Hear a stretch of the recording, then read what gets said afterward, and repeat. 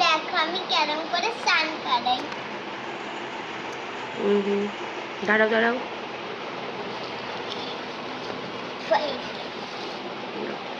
ভালো আস্তে।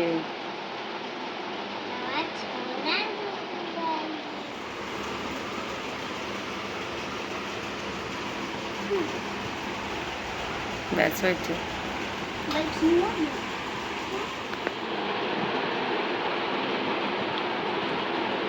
ভালো করে কি মাখাচ্ছ গপু ভাইকে?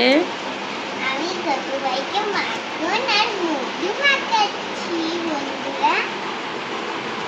ঘি আর মধু মাখুম না, গালে মাখাও।